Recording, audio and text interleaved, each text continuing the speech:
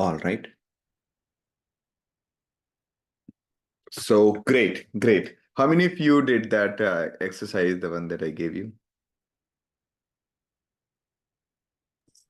The Gaussian one.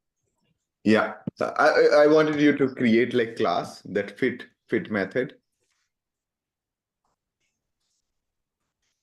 I mean, I was reading about that whole elimination method actually, but then I remember you were mentioning about some quadratic equation, and when I was reading about Gaussian, you're saying it's mainly for solving the linear algebra problem equations actually.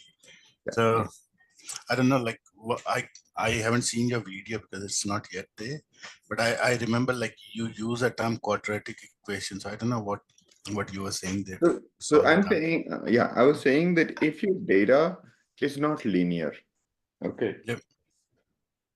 Yeah. Does anybody remember what I talked about yesterday, Subodh or Aman? Towards the end of the session. You definitely mentioned about quadratic. That was ringing my bell consistently, but I can't like remember the exact phrase. So There was, sorry. I think it's called bicubic approximation. So you told about bicubic approximation. I think, yeah.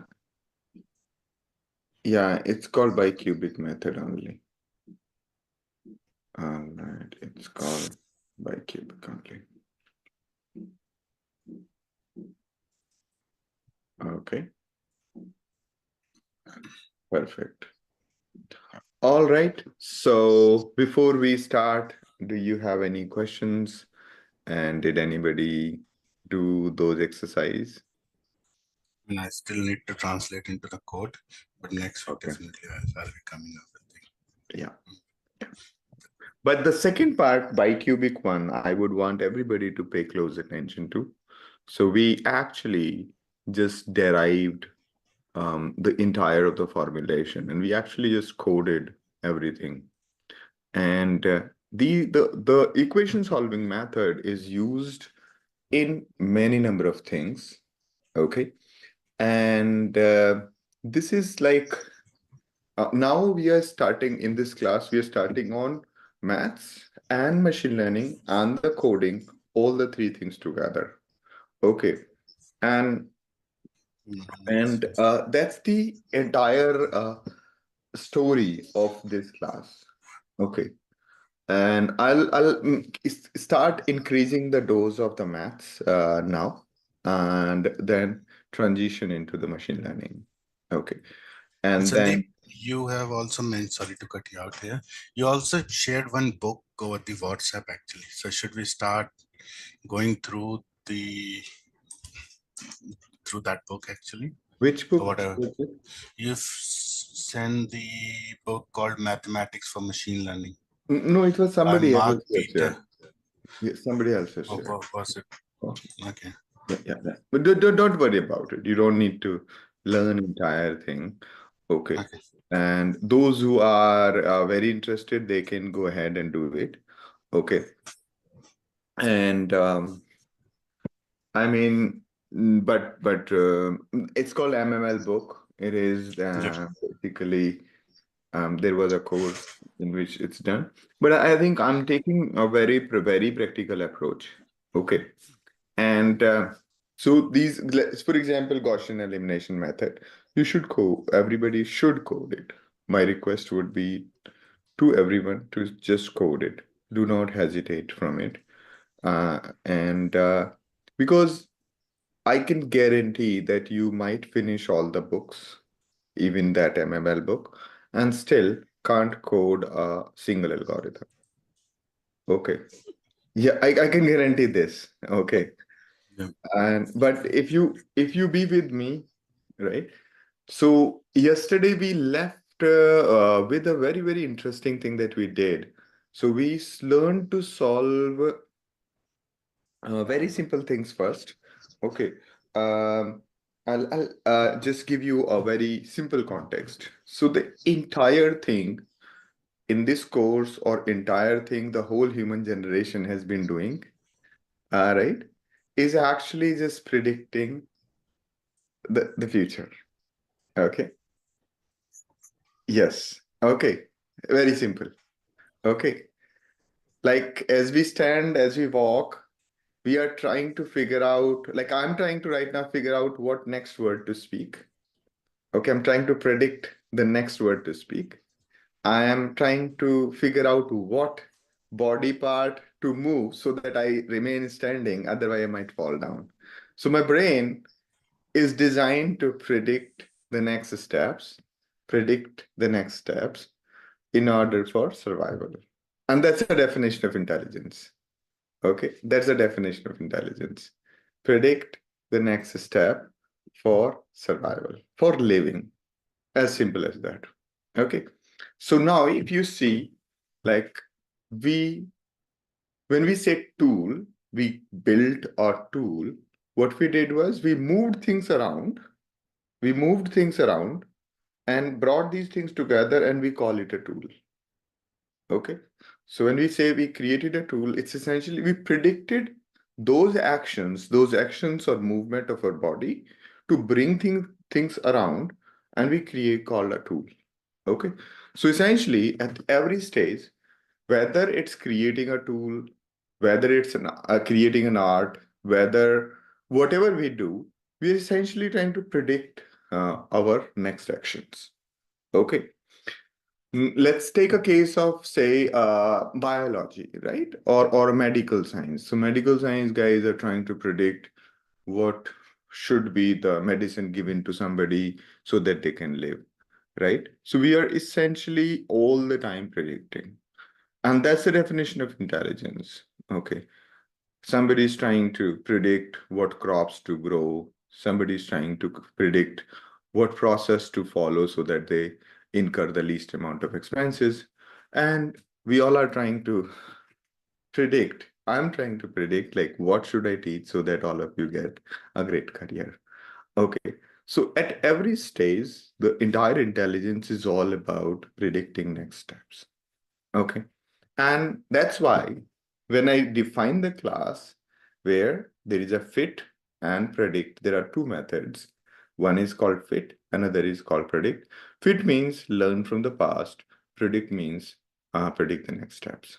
Okay. And this is going to be the format of almost everything that we do. Okay.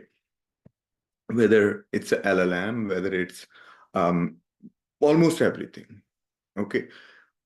You might see unsupervised learning as an exception to this. Okay. But again, in there, we are trying to predict a pattern. Okay. I will go back to that one later. But yes, at the end of it, we would be essentially doing the prediction. Okay. Let me open that notebook, the one that we spent yesterday. And yeah. So again, let me bring back the assignment that I gave you. Like first assignment was, okay, how do you hide this thing? Okay, I will take this out. And yeah, this is better. So first assignment that I gave was that you are given X value 1 and the Y value is, let's say, 4. So 1, 4. That's first point. Second point given to us is, let's say, 2 and 9. This is 9. So, okay. So this is value Y and this is X. Two data points are given to us, 1, 4 and 2, 9. And basically, based on just these two data points, we are supposed to predict the third value. Let's say this one. Okay. At X equal to 3, what will be the value of Y? That's the thing that we are trying to do. So what we did was we drew a line joining these. Okay. And from 3, we figured out what will be the value of Y. Okay. This was clear to all, right? So 2 points, right? It's a straight line. Okay, a straight line. We learned from the past, these are 2 data points. So you can think of it this way as well, that there is a machinery, okay?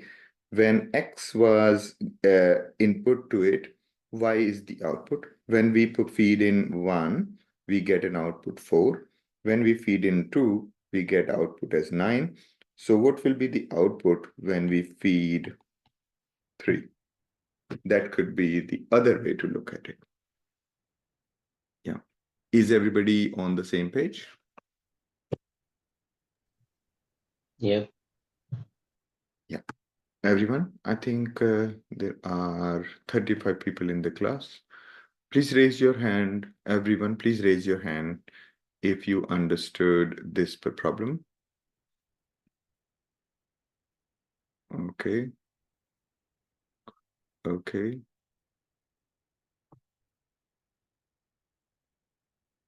All right. Only 15 people. Please raise your hand, everyone, if you understood the problem. If you did not understand the problem, could you help me work through it so that I can, bring you at the same page? This is probably the most simple example of machine learning. And now everything is called AI, right? So yeah. All right.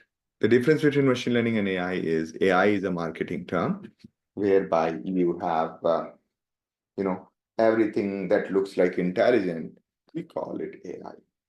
Okay. Doesn't matter how that was designed, whether it was coded or not. Yeah. All right. So 21 people have raised a hand. Akanksha, Chandramali, Chirag, Neha, Nitin, Pranita, Rohan, Sweta, Siddharth, Sumasri, Vishak. Okay. Would you help me understand where? Do you want me to repeat the problem, or do you want me to repeat the explanation? Yeah, I would want everybody to be okay with this. All right. I actually raised my hand and lowered it later after a couple of seconds. I understood that, Sandeep. Yeah. Okay. Okay. Others, please let me know if we are not on the same page. Okay.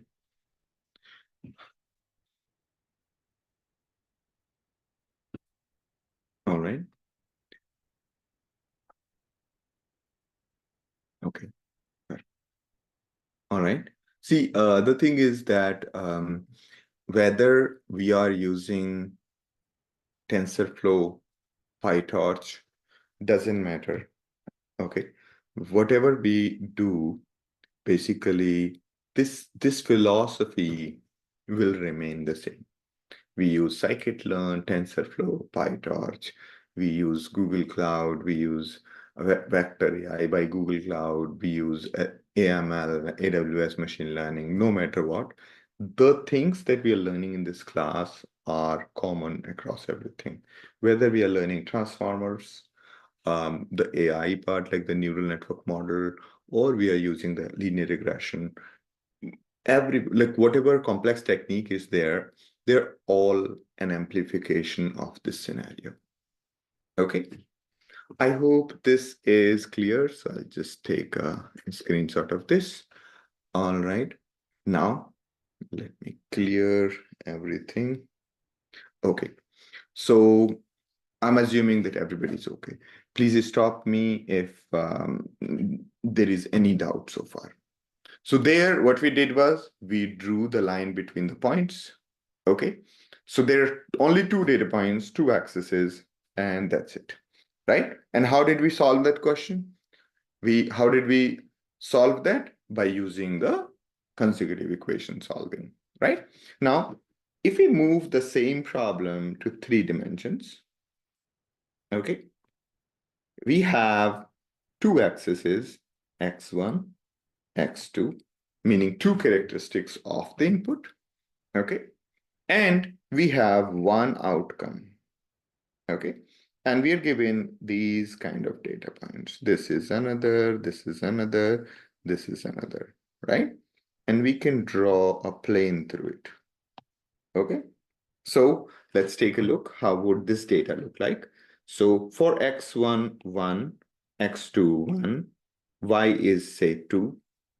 For x1, 1, 3, 5. Okay. Now question is, if we have two data points, will you be able to solve it?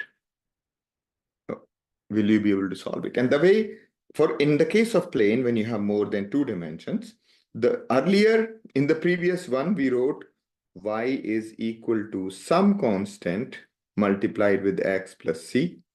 Here, the equation or our model is very simple. Our model is m1 x1 plus m2 x2 plus c. Okay, something multiplied with x1, something multiplied with x2 leads to y. I mean, then a constant added to it leads to y. And what does our model consist? Model consists of these 3 parameters. Okay, so we need to figure out what are those values of m1, m2, and c for which this data fits in. How many data points would you require in order to solve for m1, m2, m3, m1, m2, and c? Everybody? 3. Therefore, 2 data points are not sufficient, correct? So we need at least one more data point. Let's call it, let's say 4, 2, and 8. Okay. So again, going with the same philosophy, how would you solve it? Can somebody help me? Help me put these data points into this equation. Let's put the first data point. So both, could you help me? 1, 1, 2. Yes, 1, 1, 2. Yes. So y is 2. X is 1. X1 and X2 is 1 and C. Yeah. And second one? 5 is 3. No, it's Thank you. plus 3m2 plus 3. Oh, yes, so it's plus C. Yeah. 8 is equal to 4M. 4m1 plus 2m2 plus C. Right? Now what you see is we can use our solve equations method to get it done, right? Shall I do it? Okay, let me, this is a little annoying, but let me see if I can. Okay, so we can solve this using our same thing that we had coded earlier. So that Gaussian method is actually pretty useful. So for 2 variables, we could use the same equation, right? And let me just clear it for a moment and then I'll come back here. Okay.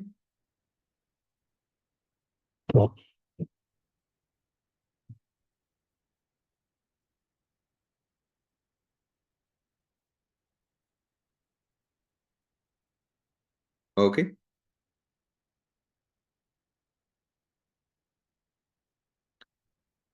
I had extended the same notebook. Okay. So we could say, let me open that screenshot. Right. So this is my screenshot, right? So I can say comfortably here that my equations are 1, 1, 1, 1, comma 1, comma 1. That's my first equation.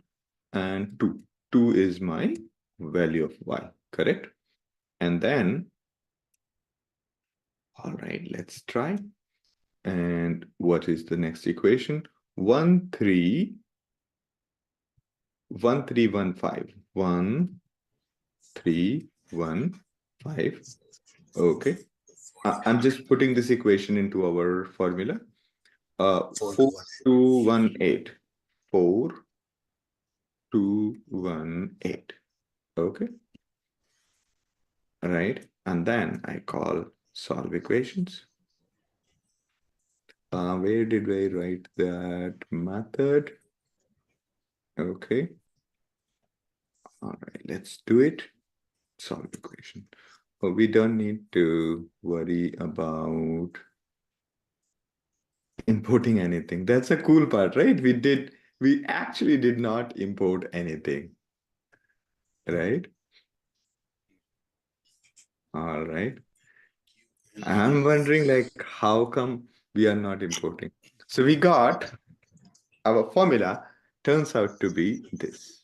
Okay. So we can say y is equal to 1.5x1, right?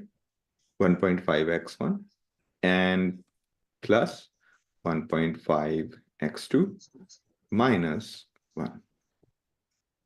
Cool. You can test it out. So if you put first value here, 1, 1, 2. So 1, 1, and 1 and 1 is 3. Minus, no. This is 1.5 and is this correct? No, This is 3. you should not be putting Yeah. two. Yeah, this is correct. This is correct. No, this is correct. So it is 3 minus 1 2 is 2. Yeah. 3 minus 1 is 2. and 1, if you put the other, so other data point was 1, 3, 5, 1 and 3. So for 4.5 plus 1.5 is 6. 6 minus 1, 5. 5. Perfect. And if you put 4 into 6. 4 to 8, 4 and 2, so 6. 9 and minus 1, 8. Perfect. Okay. So this is our model now. So we learned from the data. Now we are ready to predict. Is everybody okay? Yep. Wonderful. Okay. So using the same mechanics that we did, we have created this general method. Okay. So now we are ready to write our method. Okay. So I'm now moving on. Perfect. Wonderful. And I can basically do one very cool thing. I can just take this and change it to Markdown. And there we go. All right. So perfect. Wonderful. Right? So anything now, if you give it new values, x1, x2, you can say x1 is 4, x2 is 2, and it will basically give you y. Perfect. So you can just start using it for random values and you get, okay. Now, this is this is really, really simple. Okay. Now, the next thing that we discussed yesterday was, now you can generalize it for any number of planes, right? You can generalize it for any number of x1, x2, x3, x4, x5. Okay. Right? Everyone? Hello. Yeah. Yes, Sandeep, I have one question. We Yes, figure go out ahead. the M1, M2 or C value, right? Yes. But suppose not generalize the thing. If suppose I am predicting the some point in the third quarter, like X2 or by 2, like space area, Yeah. then how to figure out? Because Mhm. like angle is also the important role of figure out the this point, right? As for the my my knowledge of the math, angle is also the main role. We figure out the like point on the which quadrant and the which area, then we quotient also depending on that, right? So we don't need to. Okay. Our agenda of finding angle is to predict next value. Correct? Yeah. Why do we want to do M1, M2, M3 or anything, right? Basically, somebody told us that there is a linear relationship between X1 and X2. Okay, so we just put these constant and we figured out these values and that's it. Visually, it might look very appealing, but as we see further in next sessions, like a case of a neural network. What is a neural network? Neural network is a complex calculation. Okay, and visually we have represented it like a neural network. Okay, so we can come up with like a very complex formula. Okay, and to fit our data, right?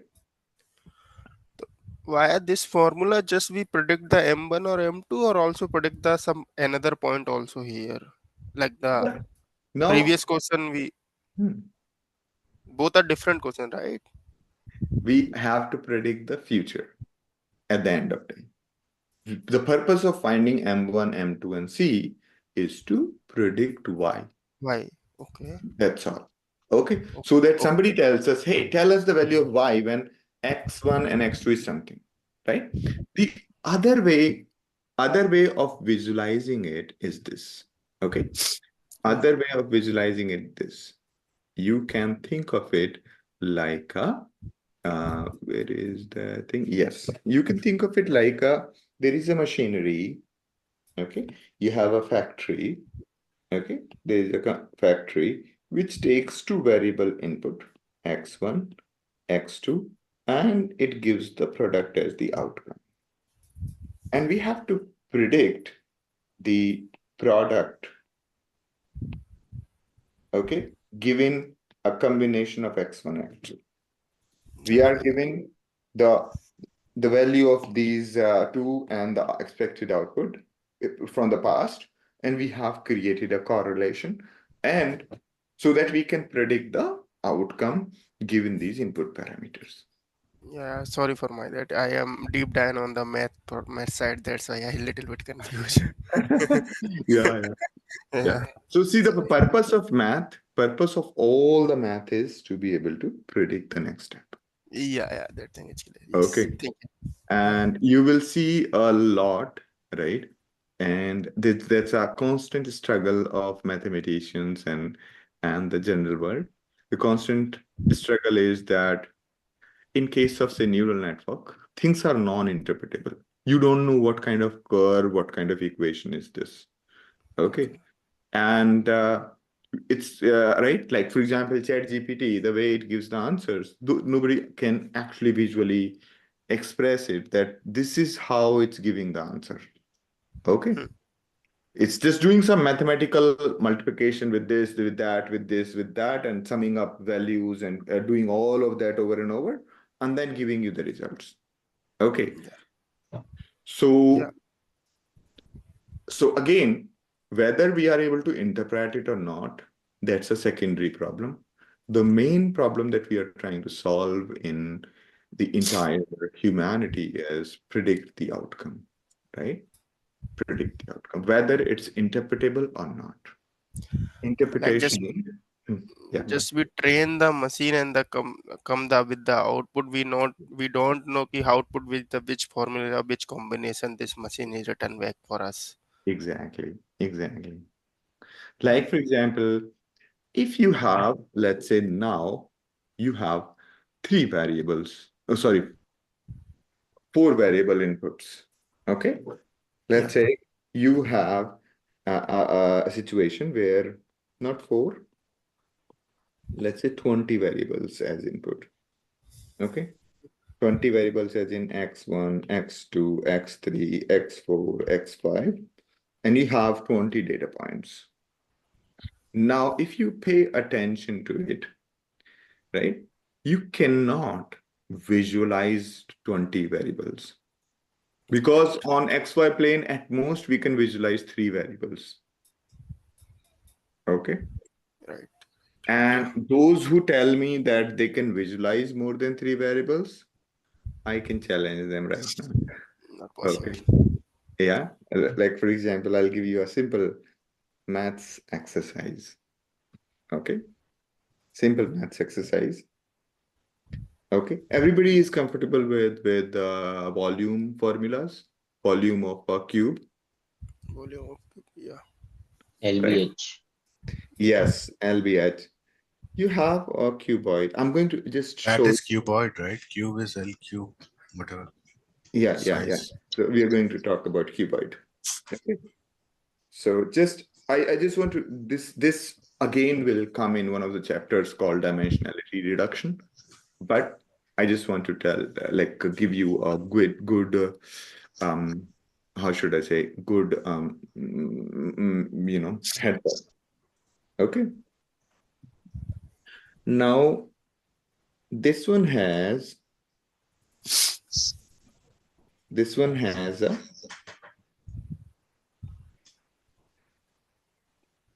okay. This one is a hollow cuboid. Okay. This one is a hollow cuboid. Okay. Of let's say 1 centimeter. Right now, and 1 centimeter is this thing, right? The cover, and basically it's like covered. It's not like inside it's hollow. Okay, so how much is the volume of this one? Okay, so if it was a square, okay, it was square like this. What will be the area of this one? Okay, the outer minus inner, correct? Okay. And the thickness is 1 millimeter. So you are saying the ratio, what percentage of the total volume, total area is the thickness, right? The sides. Okay. So how much that turns out to be? What is the area of this one? Area of outside one? Area of outside one is L into B, right? The outside area. And inside area is L L minus 1 into B minus 1. I think L minus 2. Ah, yes. L minus 2, minus L minus B2. 2, B minus 2. Okay. And that's for the two variables. Now, let's take a case of the volume, right? 3 dimension. In 3D. What? So the inside volume is this. Now, the volume of sides, like the material, is equal to LB minus L minus 2 into B minus 2, right? And I'm saying that this divided by LB. Okay, total divided by. So I'm saying that, and right, and the ratio is how much? Ratio is how much? LB minus all of this, right? Now let's take a case, right? Very simply, let's just code it up. Okay. So we are saying Sorry to cut you here, but the height is missing in these, right? Like, yes. So are we considering the height same and then this is 3D, 2D. Now let's move to 3D. Okay. So just trying to find out the ratio of the thickness with the overall. Okay. So we are here, ratio is how much? Ratio is this L into B, yeah. divided by LB. Correct? LB. Okay. Now let's see. Now we write this for 3D first. So outside volume is equal to LBH. LBH. Inside volume equals B minus 2, L minus 2, B minus 2, and h minus h. Okay. And the wall thickness, wall volume, basically, wall volume, how much?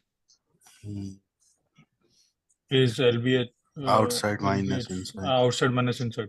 Outside minus inside. So we say LBH minus this value. Is everybody okay with this so far? Yeah. Yes. Yeah. And Yeah. We don't have volume, it's not area.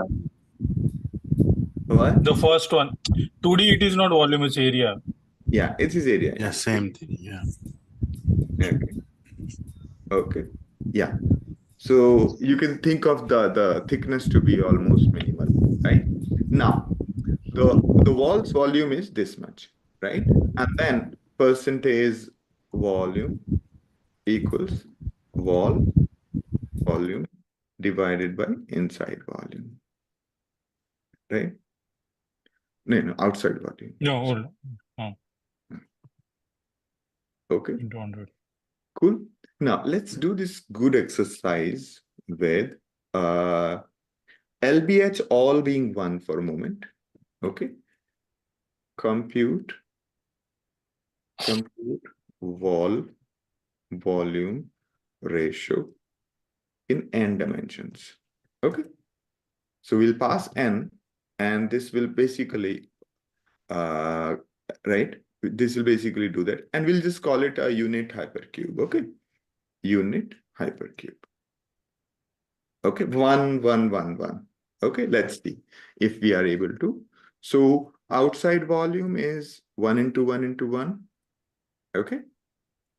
Now, inside volume is how much? Let's say the thickness is 1 millimeter, and the height, width, LBH all are 1. So the inside one how will we compute? How will we compute? The inside one is going to be 1 minus 0.02. Let's say 1 centimeter. Okay. Thickness of walls is 1 centimeter. Okay. Or 1 millimeter. Should we do 1 millimeter? Okay. All right, let it be 1 centimeter for now. So the thickness of wall is 1 centimeter. So inside volume is this much. Okay, we have to do this. Is everybody okay? Yep.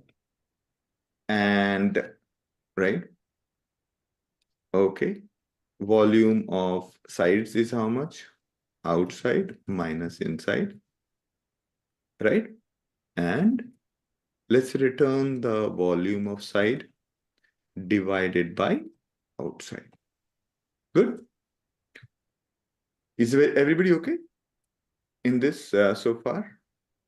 This Yes. this may be looking like very random thing for you, but it has got a meaning. Okay. Sandeep, Can how you you please calculate explain the outside inside the function? Which one? Outside. Yeah. You Outside is predict 1, it's right? one. 1 into Yep. 1 into 1 into 1. One. Yep. Yep. Okay. That's fine. Okay. So outside minus inside. Can you please explain line number 16? Line number 6. So the way we did here, right? L minus 2, B minus 2, H minus 2. Okay.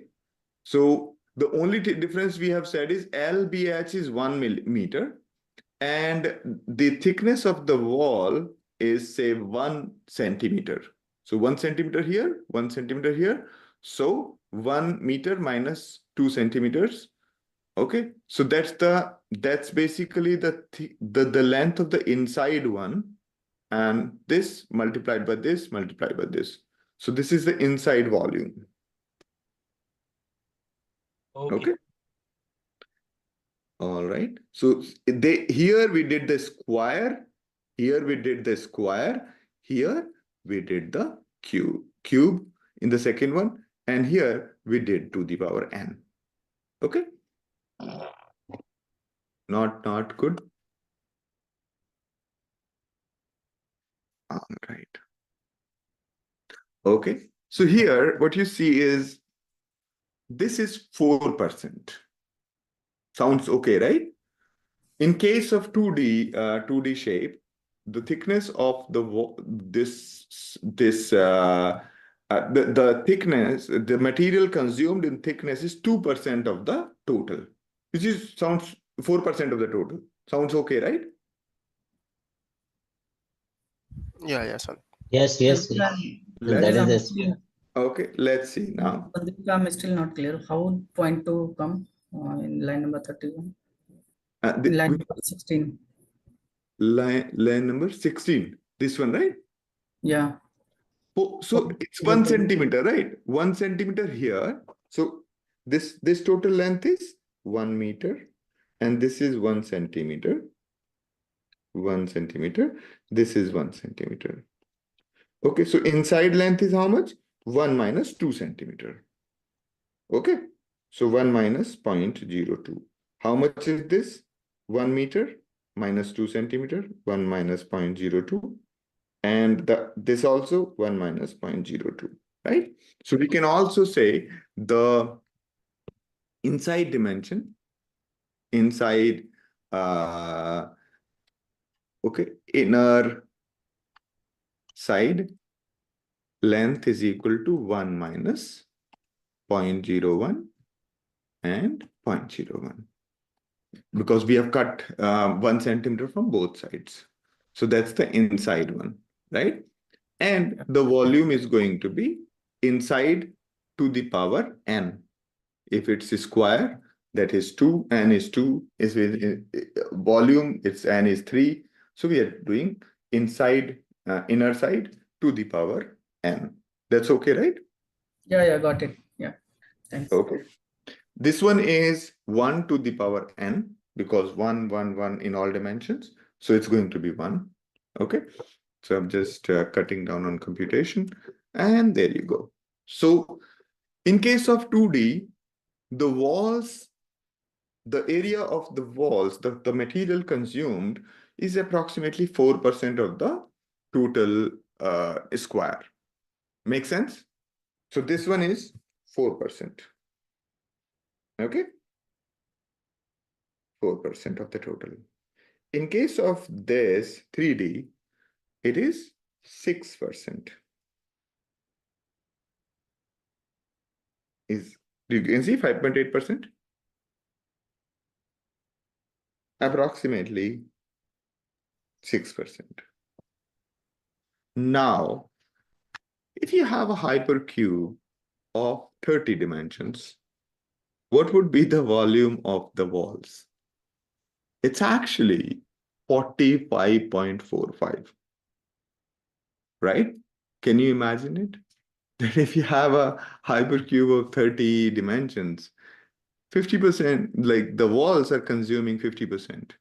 And if you have 300, if you have 300 dimensions, the walls are consuming 99.8% of the total volume.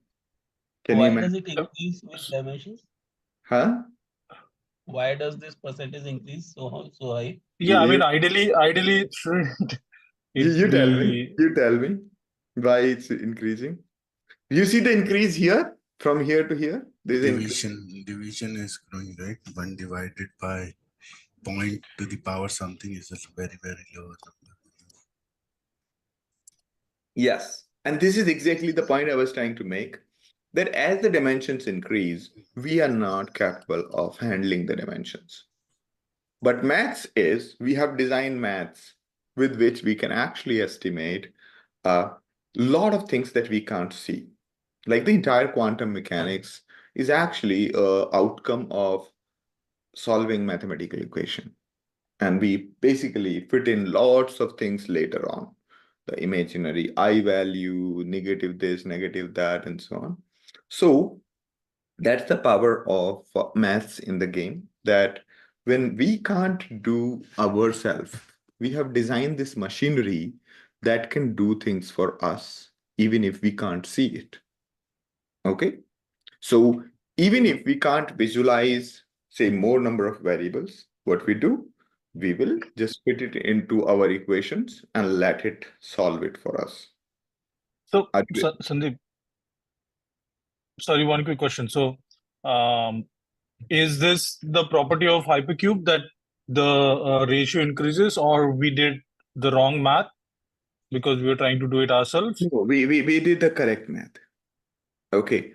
The problem is we are not able to, I'm not able to visualize that how would a hypercube with 300 dimension look like, and such that this has 99.8% of the material just in the walls.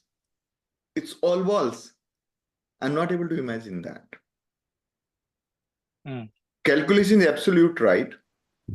But the problem is that since we have seen only the 3D objects and we have only interacted with 3D objects, we are not in general capable of handling anything beyond 3D. Okay. That's a very important thing to notice. But actually, if you compare between 2-dimension and 3-dimension, right? So basically, if we try to imagine 2-dimension, what would be the percentage we are wasting over world? So then again, we can think like 3-dimension is like same 2D. It is like again a few more layers, right? Yeah. So the waste would be same, right? You help me draw 4D, okay? You help me draw 4D. Okay. Let's see how much it is in 4D. Can you draw a hypercube in 4D? 3D I have drawn. This is 2D. 1D I could have drawn something like this is one line and then there is another line, and I cut it from both sides, and that's my the wall.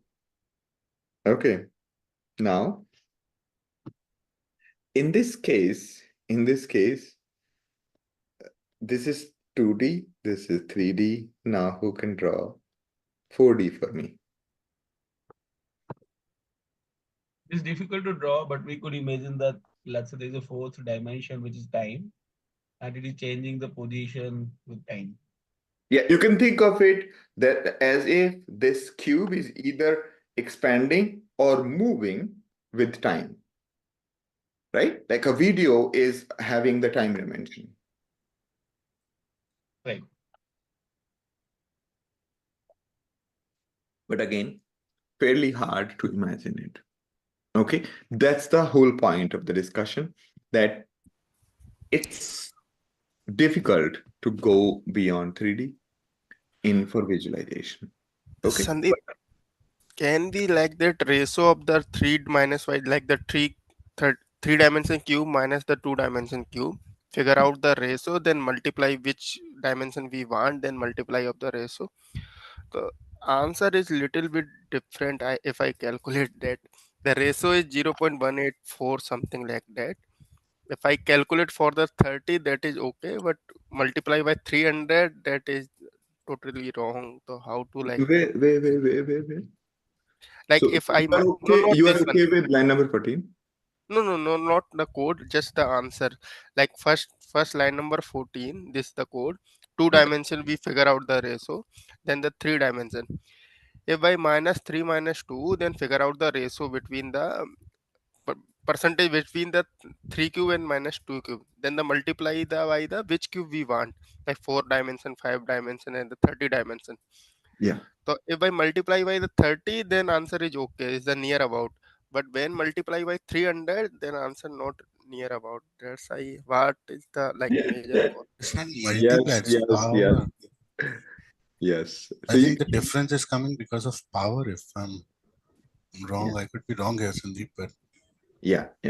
Difference is basically what's happening is as your this thing is becoming way smaller. Okay. This thing is because as this value slightly changes and this is n increases, so this value becomes further smaller. Okay, that's what is happening. Okay. And that's essentially the core idea. Okay, so you can basically, as we increase dimensions, the walls start increasing so much that in the end, it's only the walls that are left. Okay, and that's a little hard part to imagine. And it's not a problem with you, it's a problem with entire humanity, that it's impossible to visualize more than 3 dimensions because we have only seen the world that is 3D. Okay? But why 2 and 3 dimension? That we can imagine, na? So, but why that is increasing? No, you can see that, 2 right? and 3. Here. Yes. By math, I can see, but I can't imagine why it is happening because. No. So you can see the walls. This thing became bigger, right? That's the issue, right? Yes. No, but Sandeep, you can imagine this 2D. Actually, 3D is basically sequence of 2Ds, right? Yeah. We can imagine. So if one 2D is giving me like 20% of the wall, then if sequence of 2Ds are there, then I will get 20% off, right? So the thing is here, the thing that you should notice. Okay, 1 to the power, let's say this, okay, 0.999 to the power 2. You see, it's 0.998. If you say 20, it is, right? And if you say 200, it's actually pretty small. Okay, and the moment you say 300, it's actually 74%. You see? Okay. So when you have like a cube, the more powers you have, this slightly smaller value becomes way more smaller. Got it? Basically, it's like a very important thing to notice. Okay, let me ask you this. Okay, you are doing 3D printing, and or let's say you're building an object or building a statue, let's say. Okay, a statue of 2 cross 2 cross 2 is weighing 2 kgs. Okay, a statue of 3, if you increase the size of statue, if you double the size, what will happen to the kgs? Will it become 4 kg, or will it become 8 kg, or will it become 16 kg? 4 kg? It will increase 3 times, in cube times. 16, yeah. Which one?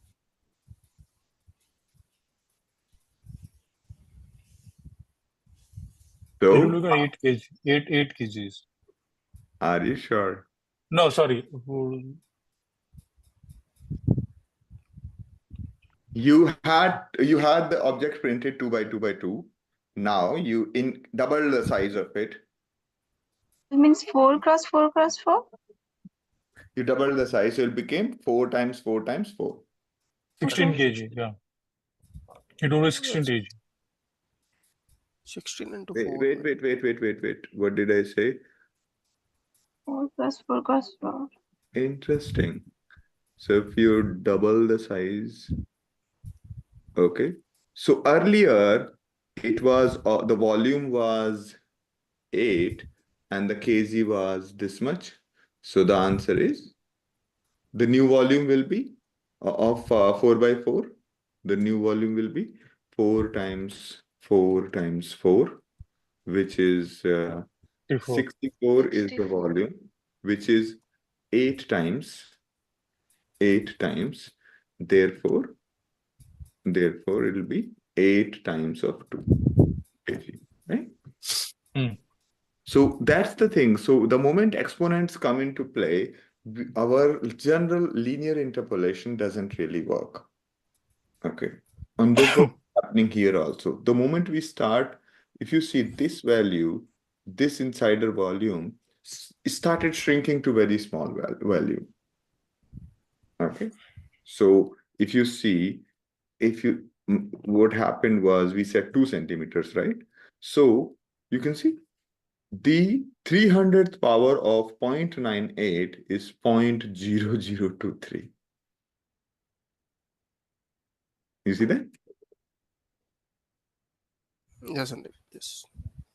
So if you do this, it's 94. If you do square of 0.98, 0.96, 10, 0.66, one more zero, 1.7%. Okay. So that's the thing that I'm trying to explain. So I hope everybody is with me so far. I'm just trying to, tell you that there are things which are not acceptable by the common sense. And you will see more things as we go ahead that are not acceptable by common sense. Okay. And I mean, that's the thing, right? There's a thing about maths and most of the science, that most of the science, I mean, that's the only thing that people need to learn, right? The thing that they can't figure out by themselves and their common sense is not helping. Okay. So this is where the new sense, which is maths, come into play. And we would do the same thing. Now, if I have to build a generalized model, right, we can say hyperplane.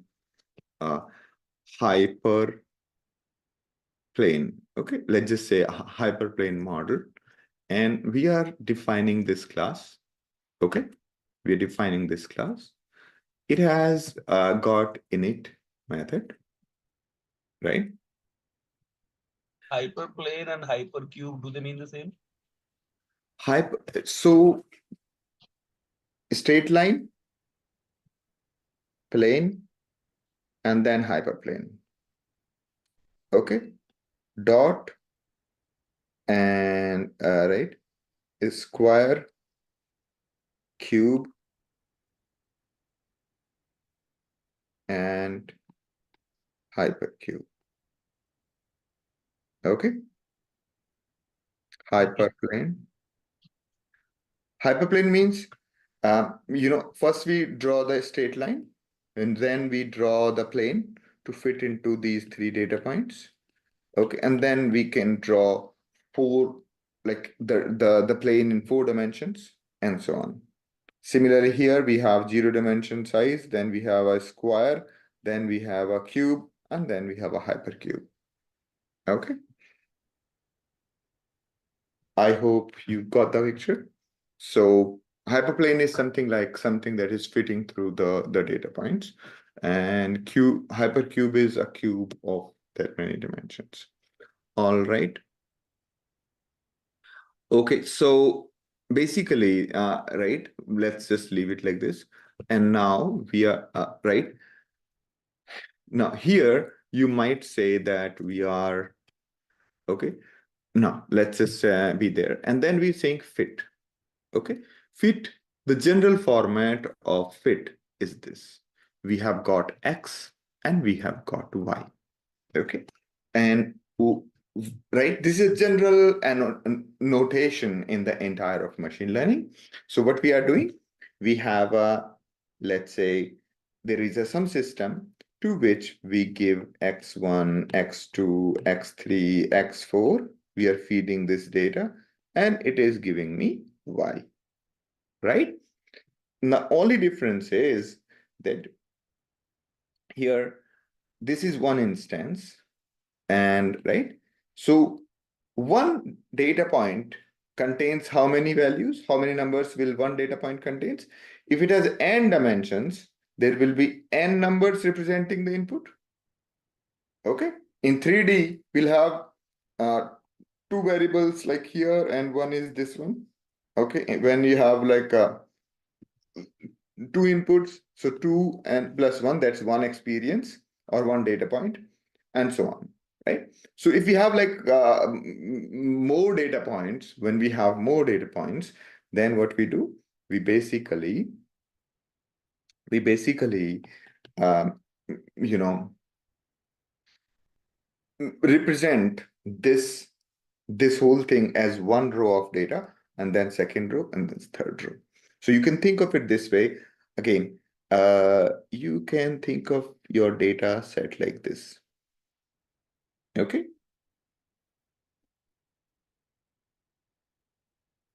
All right. This is x1, x2, x3, x4, and then y. So one row of data contains one experience, or one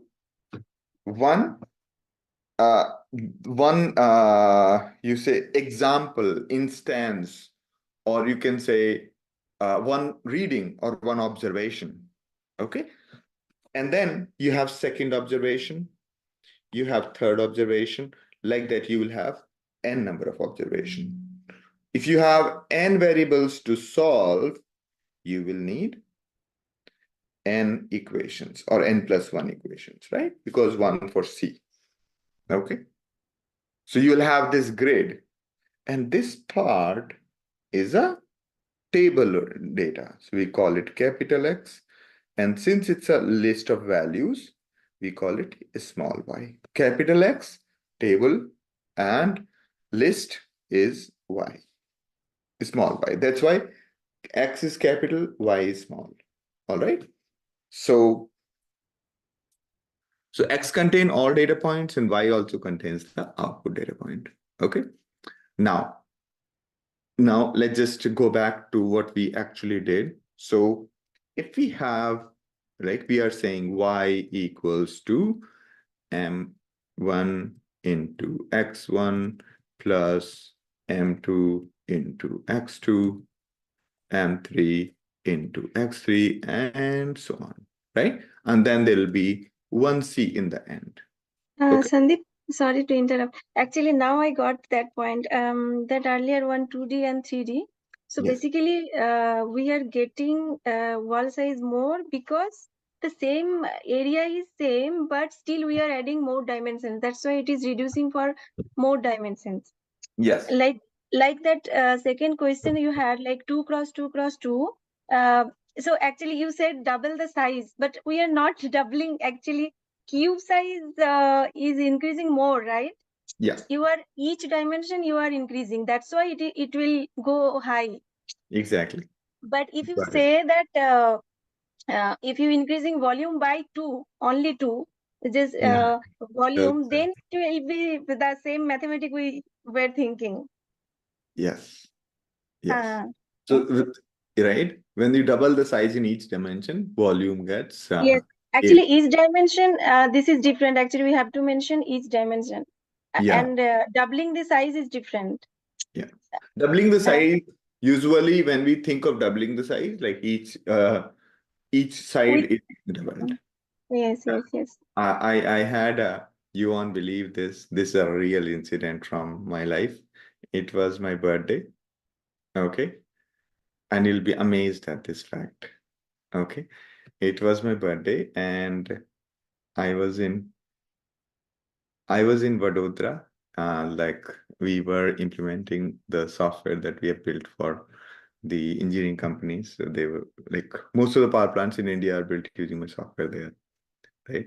And so, and my whole team like was in there. Oh, you live in Vadodara now? Oh, Yes, I'm in Vadodara. Oh, interesting. So yeah, we had taken a big bungalow, and we were 14 engineers working from there. And it was my birthday, and so this guy, we ordered 2 dishes, okay, of the we ordered 2 dishes, and he brought in only one small bowl. Okay, so the actual small bowl is this much, and the double size bowl is little bigger. Okay. So what happened was, like, my team started fighting with them. It became really big mess. there. And then that waiter came and he showed that this is a bigger bowl and this is a smaller bowl. He took the water in the small bowl, poured it into the bigger bowl, and it actually came in. Okay. The reason is, if you increase the radius of a bowl by 20%, the volume increases to double. Okay. And that's visually impossible to actually estimate. Okay. So that's a very interesting thing that happened. Okay, so like if you see 1.2, if you increase the volume radius by say 25%, the volume actually doubles. You see that? If you increase the radius of the bowl by 25%, the volume actually doubles. It sounds crazy, right? Yeah, 26%. Right? So yeah, that's what happened. So I think that's why when it comes to the volume things, I don't trust my senses. Okay, like if I draw two circles here, one with like one right. If you draw the two circles, one with okay, so one with 1 centimeter radius and other with 1.25 centimeter radius. The second one would have 56% more area than the first one. Okay. And that sounds very strange. Okay. Anyway, so yeah. So the same thing, the moment the exponents start coming in, somewhere we can't handle it. Somewhere I can't handle it. Okay. Anyway, now coming to it, let's say we are now dealing, whatever we did just now, previously for 2 dimensions. First we said, right? First we said y equal to mx plus c, then the second equation we made for multiple dimensions, m1 x1 plus m2 x2 plus c, right? And similarly, we could do m1 x1 plus m2 x2 plus m3 x3 plus c. Now I'm going to do a general model, okay? And let's just try to see if we can do it, okay? So if we have let's take how many, let's say, input size, we call that m, okay, not m, n is equal to how many dimensions input is there in this. We can find that out by finding the length of x0, right? Okay, so these many, we call them characteristics. X1, x2, x3, we call that features, characteristics, or attributes in the input. Okay. All right. I might look like that I'm moving ahead, but I'm slowly moving from 2D to 3D to 4D to n dimensions. Okay. So far, everybody's okay. So we picked the first experience, 0th experience, counted the number of variables in that, and that becomes our number of attributes. Okay. Now, how many, my question to you is, what will be the number of parameters? If you have x1 and x2, how many parameters did you have? When you had n equal to 1, how many parameters did we have to find out? 2, right? Y equal to mx plus c. 2 parameters, correct? 2 parameters, right? If we had n equal to 2, y equal to m1 x1 3. m2 x2 plus c, n equal to 3, y equal to m1 x1 m2 x2 m3 x3 plus m4 x4 plus c. Correct? Good. So basically params equals, we'll say 0 times n plus 1. Okay,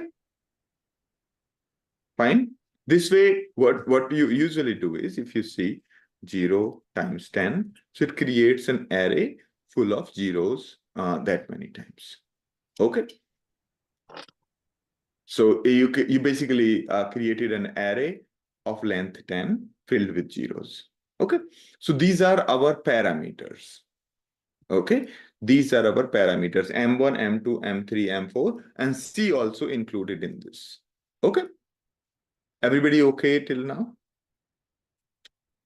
So we solved it for y equal to mx plus c. Then we have solved it for y equal to m1 x1 plus m2 x2 plus, right?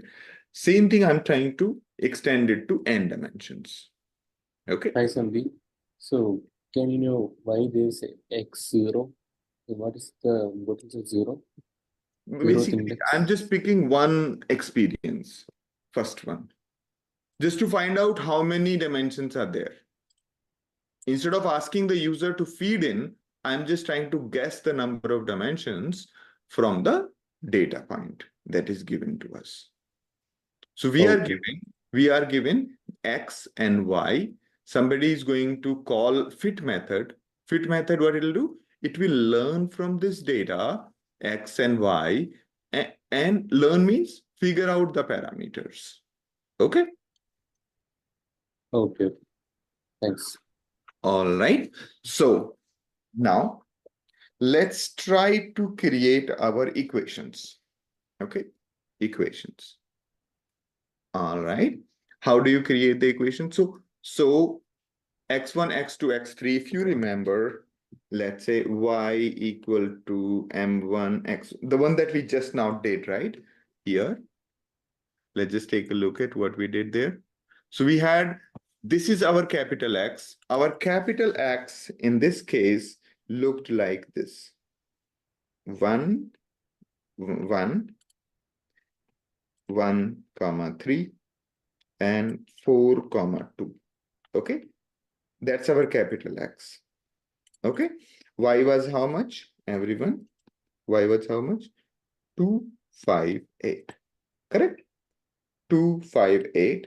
And yes. Good. Right. All right. Now, let's just move on.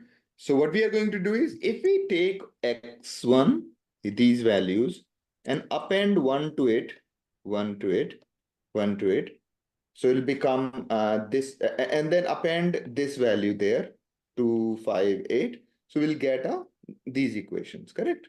So if we take all the values of x here, and then basically what we do is, we are going to just go over for x in capital X, each row we took from there, okay? And we said, right, the equation, one more thing we can do is we can say enumerate. What enumerate does? It gives us index as well as the value, correct? It'll go over it and give the index as well as this. So we are saying the equation is equal to x, whatever was there in x, plus I am putting 1, plus I am putting 1, comma, y and I. Okay. And then I am appending it, equations equal to array, and I'm saying equations append equation. So I just prepared my equation, right? So it's an important part for everybody. And I want to, basically, I want to reduce the complexity of entire thing. And just imagine it to be what we just now did, right? How did we create this equation? 1, 1, 1. So 1, 1 and 1 extra, this coefficient that we have put in. Then 1, 3, 1. So that's what I've done here. So whatever X data point is there, that, and I'm appending to this one coefficient for C and the value of Y. That's it. And we got the equations. Now we can basically solve these equations and we get our params. Okay. And then we do predict. Okay. So in case of predict, people will give us one X values. Okay. X values. And we are supposed to, we are supposed to give out, a value of Y's. Okay. So if somebody will give us a small x, let's say if they give us a small x, what will we do? We'll go over each value of x and then multiply with parameters and then add the last parameter. Correct? So like x1, x2, so m1, x1 plus m2, x2. So m1, x1 is here in this parameters. Okay. So what we'll do? We will say, right? Okay. We'll say for in x. All right. And we'll say result equals 0. And we are enumerating. Okay. So that we get ith column, x1, x2, x3, x4, x5, like that. And then we'll say result plus equal to underscore x times parameter m1 or m2. Okay. I'll just say first parameter m1, m2, m3, m4. Okay. And there we go. And then finally, the last value. Okay. C, basically. Okay. Or you can just like that. And there we have it. Okay. So do you think it'll work? So, sorry, a couple of questions. So, do we actually need 6 and 7? Because your solve equation will anyway give you a list, right? So why do you need to initialize those? Which one? Do we need 6 and 7?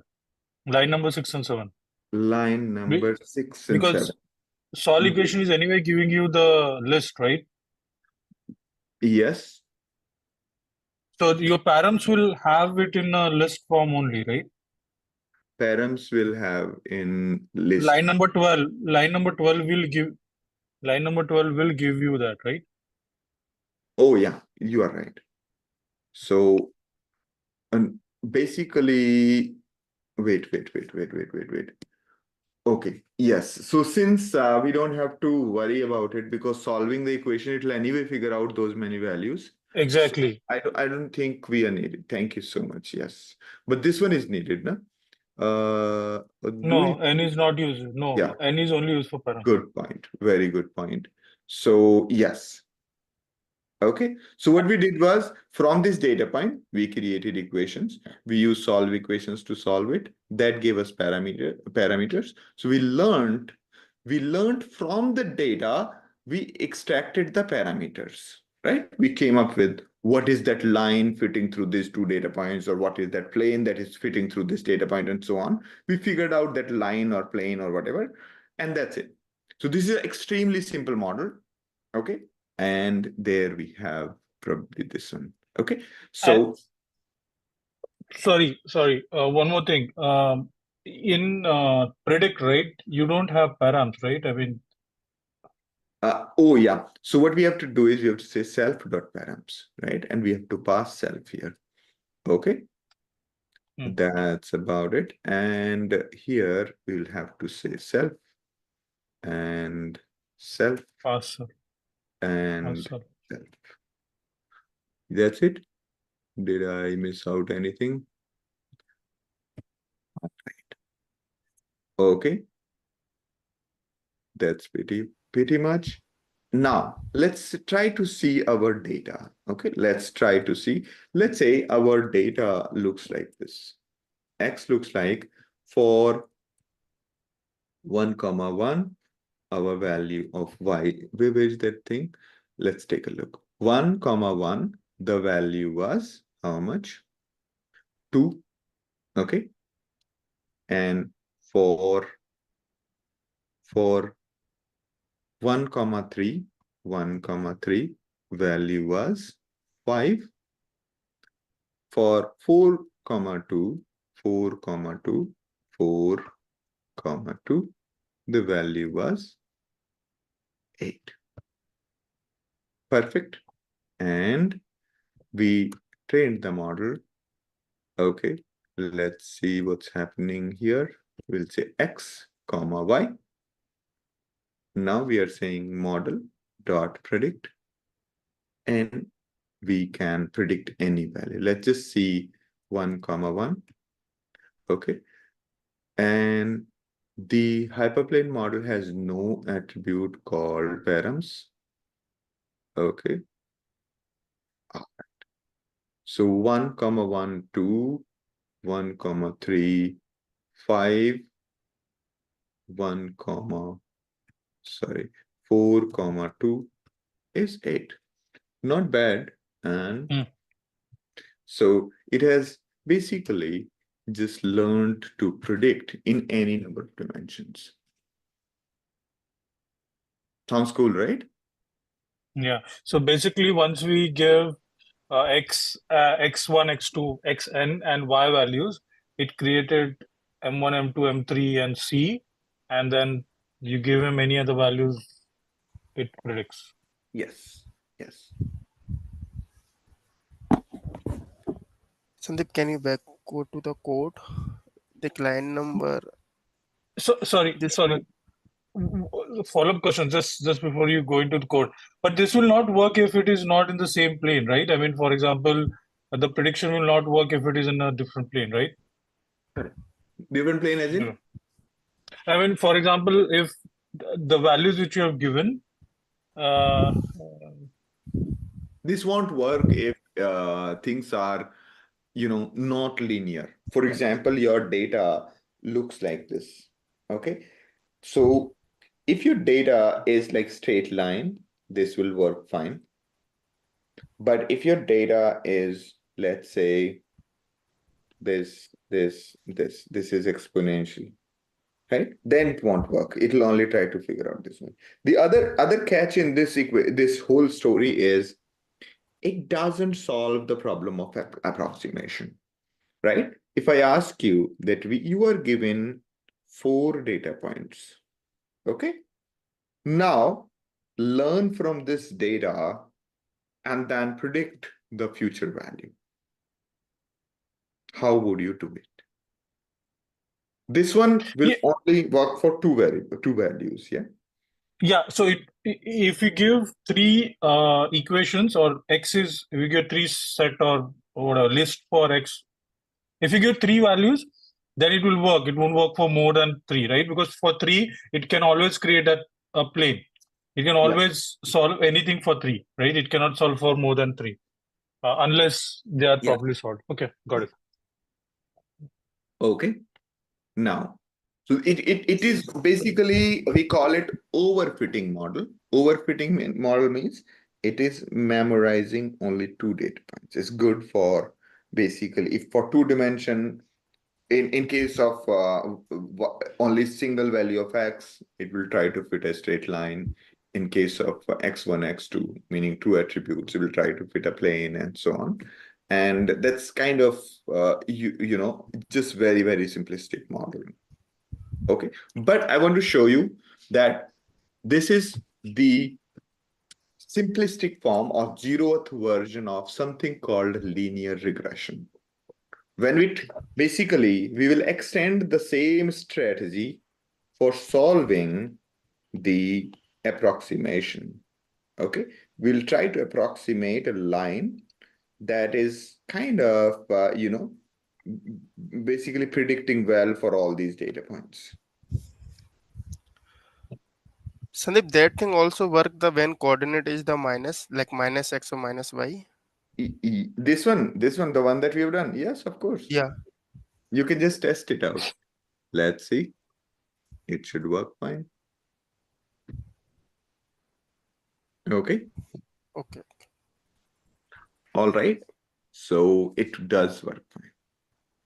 There was a question about the code. What?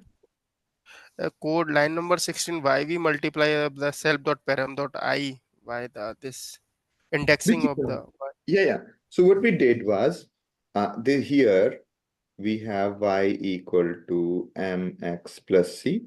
M has been figured out by solving equations. C has been figured out by solving equations. So M and C is parameters, right? First 0th parameter is this, and then last one, C is this one. Okay. But like self.param.i return the indexing of the x, not the x value, right? Which one? This line number 16. 16. Self.param. So Okay. self-parameter is M and C. And then there Yeah. basically the value of x, the one that Yes. user has passed. Yes. Okay. All right. So the other way you can think of it, let's say we have two variables, m1, x1, m2, x2 plus c. So first time underscore x will be the x1's value, then it'll be x2's value, and the parameter will be m1, m2. And when it's done with doing this, in the end, it is adding the c. Yes. Okay. Sounds simple, right? No? You don't like it? I had a doubt. Go ahead. Can you explain the thing we were discussing before the coding question that it memorizes only 2 points and Which the this implications one of method? is this the one you talked about? Yeah. No, we were discussing about Subodh's question, right? That it can memorize only 2 points and predict, like it would only work for 3 points. Yeah. So basically, the cases where we have to do approximation, this won't be able to handle it. Okay. If we have more data points than the dimensions, then it won't work. Okay. Okay, got it. And it won't work for curves as well, right? It is only for It straight won't line. work for, correct. It won't work for curves. So how we will figure out whether it is a linear or it is The simple answer is you don't. Okay. You try all the models and whichever works. Okay. And if you have sufficient data, just let neural network figure it out, figure out the complex relationship. The cool part is that if you have sufficient data, big data, then neural network can figure out whether it's a linear relationship, it's like an elbow, it's like a circle, or it's whatever kind of relationship. Neural networks can figure it out. Okay. Like And how many point we need for figure out this thing? okay, let me put it this way. The more number of points you have, you will get the better accuracy. Okay. In real life, what people do actually is this. They try, say, 5 different strategies. Okay. And observe which one is giving better accuracy. Okay. So the general strategy is very, very, very interesting. So you take the data, you split it into train and test. Okay. Let's say you have 1 million data points. You put them say 800,000 for training and 200K for testing / validation. Okay. And once you do that, right? So you train your model on 800,000 records. And then once you have trained that model, you will validate against the 200,000 records. And so what you'll do is you will take, say, 20 models, right? Take, say, not 20, let's say 10 different models, okay? And train on, say, 800,000 points, okay? And test them on unseen data. Like an exam where these models have not seen this unseen data. And then observe who is giving better results. And that's about it. Okay. I'll talk about this in more details later. So, Sandeep, two questions. First, somebody said that this will not work for curve. It will not work for curve because in curve you'll have a square and you'll have a higher order equation, right? So this is only for linear. Yes. Yes. Right. So that is the reason. Okay. And second is when you say train 10 models for fun. So when you say 10 models, it means that the way we solved this and created one model, we may have 10 different way of solving equations, and then they will get trained and so on, right? So yeah. So when we talk about models, right? This model or established model, it is a way of solving equation the way we wrote it now, right? It is. Yes. Yes. Let me show you how to use this model, the one that we just now coded, for solving the square kind of problems. Okay? Quadratic or cubic model. Okay? All right. Should I show you that? Yep. Yeah. Cool. Let's do that. Now, remember the problem that we talked about yesterday? We said that there is a quadratic relationship. We said that when time is 1, the traffic is 2. When time is 2, traffic is 5. Right? This is traffic and this is time. Okay? And when time is 3, the traffic is, let's say, 9. Okay? At time equal to 1, the traffic was 2. And time equal to t, the traffic was 5. Time equal to 3, traffic was 9. Right? So, and we said that there is a non-linear relationship with time with traffic, right? So you can say traffic is equal to some constant, let's call it A, and t square, B, T, and C. Okay? So if you pay attention, what we are going to do is we are going to take this value here and so on.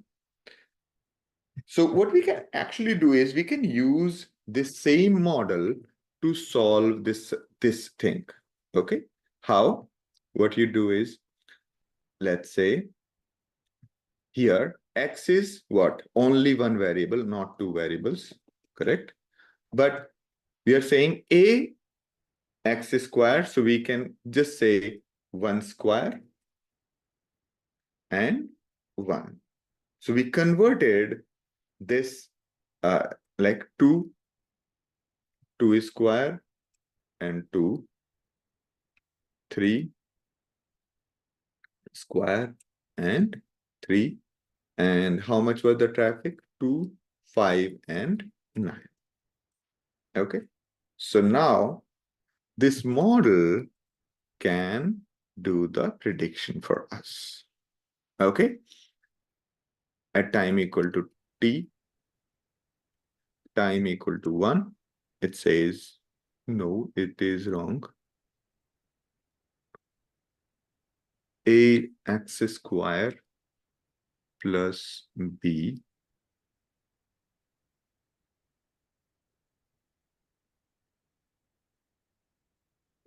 oh, it's supposed to square it. Okay, yeah, we are supposed to say this. This returns true.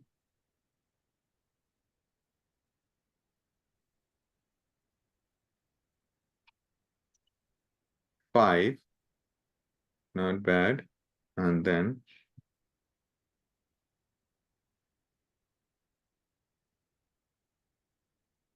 you might find it some sort of magic that I'm trying to do, but I'm just using the same model, if you see. So what I did was, and this is general strategy, right? So I'm saying that my traffic has a relationship like a quadratic relationship, correct? So I said, right, let's say this is t square and this t. So we can also look at it like ax1 plus bx2 plus c, where x1 is t square and x2 is t. Now, you see that? So if you basically you created one more access here by squaring all the t values, and then you can fit it.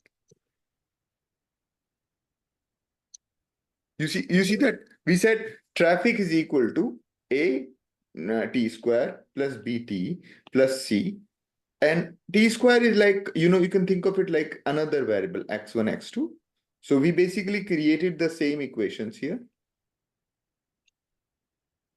and we basically squared the value of x here, created one more dimensions in the input, and that gave us the results. But Sandeep, this is not model solving the problem, right? It is, we are doing pre-data manipulation to get the solution, right? Yes. This is called feature introduction. Okay. We are creating a new feature called squared feature, and then using the linear model to solve it. And it does solve it, right? So yes, it does. So we had, let's say our data point looked like 1, 2, 2, 5. This is y, this is x, and 3, 9. What we did was we translated it into this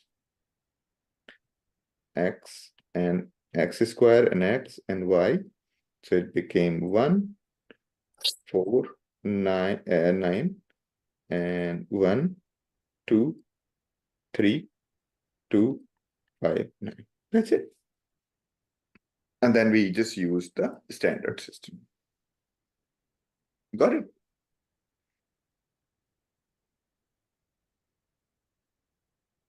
And honestly, you will see this, and you'll thank me later, that this is the strategy to, solve the nonlinear problems.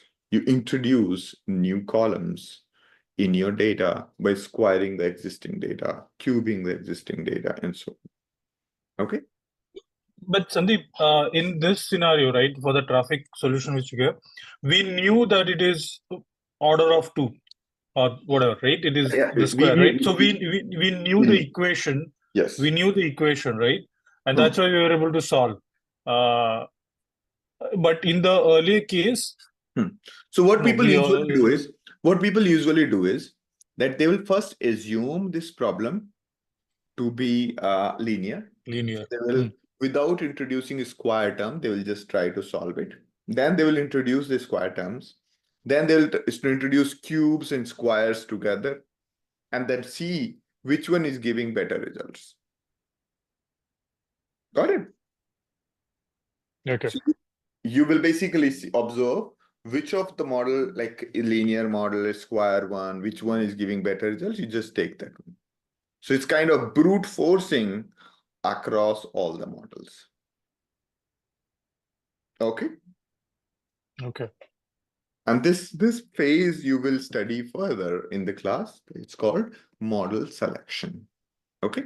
So now let me get back to the Python one. So I just yeah, though we have gone, detailed into solving equations. Okay. I don't want to go further into machine learning right now. And I want to just pause here and see if we are all on the same page. Everyone, are you guys with me? Or are you on the same page? Sandeep, Almost. here, yeah, I have one question. Yes. If we train the model with the different point, this is the linear equation, always linear, right? That means the M1 or M2 or C is always constant, right? Correct. Right. But if I provide the negative point minus or minus y, then my M1 and M2 value is different. I like here in my rough notebook, I calculate the sum point, then Yeah. M1 and M2 value is the totally different, which I change the coordinate. Yes. That is possible. No, I mean, dekho. So if you see here, right, it's completely okay. If you are having, let's say this is my scenario, x1 is 1, x2 is 1, and y is 2. So for 1, 1, the answer is 2. For 1, 3, answer is 5. For 4, 2, the answer is 8. Okay. Now, Yes. it could be, let's say, minus also. It could be minus also. It's completely okay. Okay. And that time is the minus, my M value is different. yeah. Right. So basically, the M will be, if you see model dot params, okay, M will be different now. Okay. So the equation of line works for anything, right? Whether the numbers are negative or positive. Correct? So Sandeep, if I mean, to his question, right? If we change any value, right? I mean, for example, on line number 2, right, for 62, if we change any value, the equation will change, right? So Of course. the first 3 value which we give, if we do any modification, the equation changes. Hence, M1, M2, and C changes. Hence, the prediction changes, right? Exactly. The only way it will remain the same is that we do predict and then use those values to train again. But that's the that's the Yeah, wrong way of that doing is. it. But Yeah, that thing also I calculate the everything. In my first I ask the question, I am correct or not. So this depend on the input, which value we trained our model. It depend things on that type of data points. Of course. All right. It's just that our model has not learned to ignore the data points. So that right? means if my data point is wrong, then prediction is always wrong. Always wrong right now. But in case of a model where we are approximating, let's say we are doing the approximation. Okay. Let's say the data looks like this. Okay. Right. And then, there is one outlier. Okay. Or let's say the outlier looks crazy. The outlier is, say, here. Okay.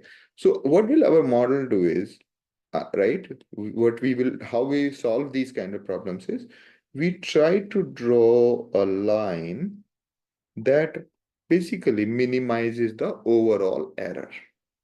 So we will basically get this kind of line, and this data point will naturally get ignored.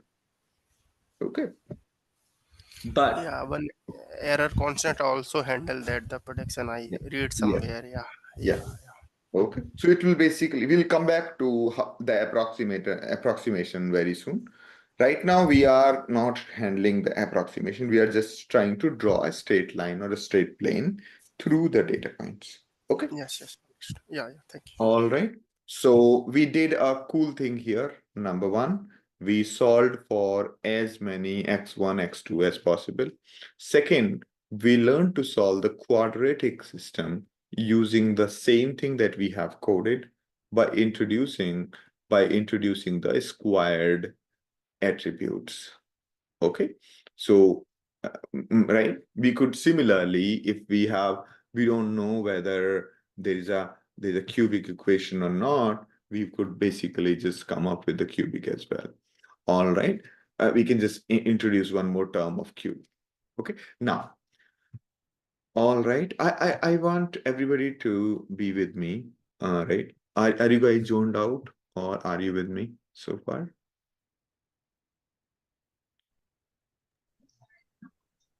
Sort of with you.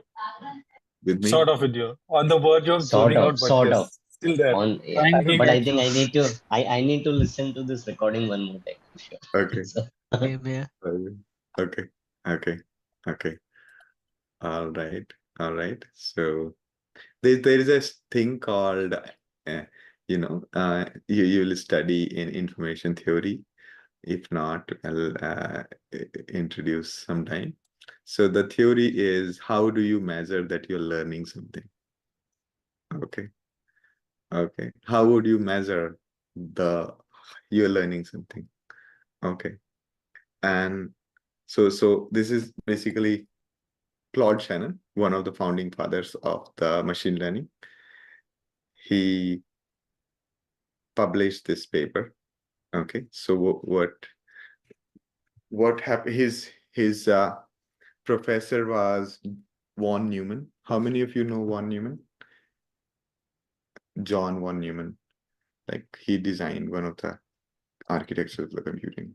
Okay, so von Neumann said that to his students in the class that, do you guys want to write exam or publish paper? Okay. And Claude Shannon said he wants to publish paper, not write the exam. Okay. And as a student, and the problem statement was, you have to transmit the data from one side to another. What will be the minimum number of bytes this data can be represented to be transmitted? Okay. And this looks very vague question, but it turned out to be the entire foundation of the machine learning or information theory. Okay. So I think you shared this story earlier. Yeah. So what he did was, yeah, I keep forgetting whether it was another batch or this one.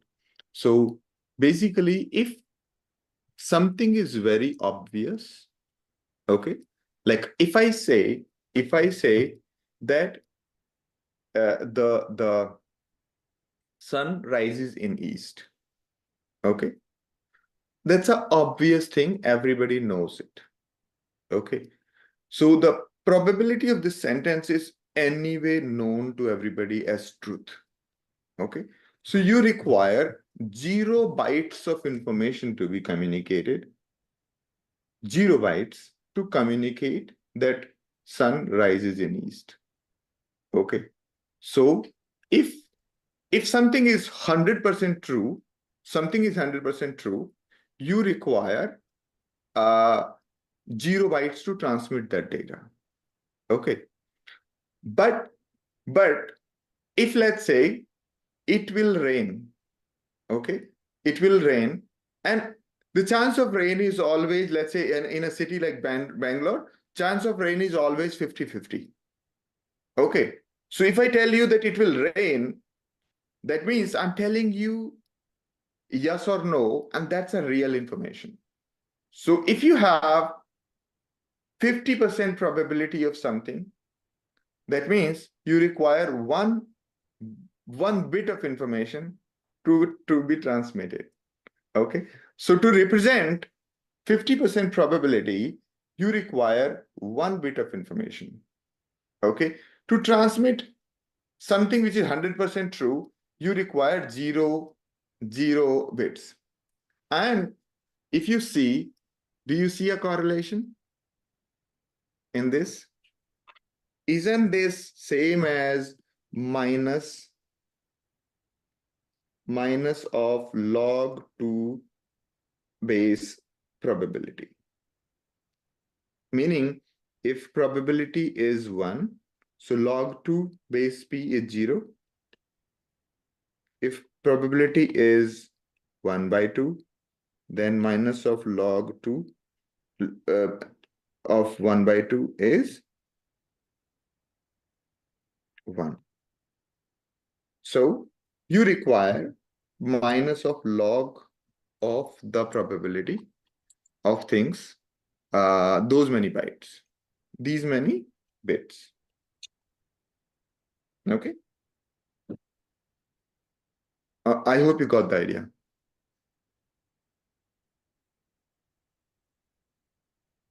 All right. So now when it comes to transmitting messages, whether it's ChatGPT or anything, right? If every sentence is always starting with space, right? So if the probability of space is 1, then you require 0 bytes of information to transmit that space. Okay. If the next letter, the probability of next letter given the few letters is that, you require this much information. So he basically, it's like, for example, binary search, right? This is exactly like binary search, that you require those many of hops to reach to that information. Okay. So coming back to it, so the information entropy says that you require logarithm of the probability. So if I am telling you most obvious things, I am not really giving you any information change. Okay. So did any of the things that you assumed earlier got cleared, or did I communicated information today? That's my question. Sorry, come again? Yeah. Did I communicated something that you did not know, or there was No, obviously.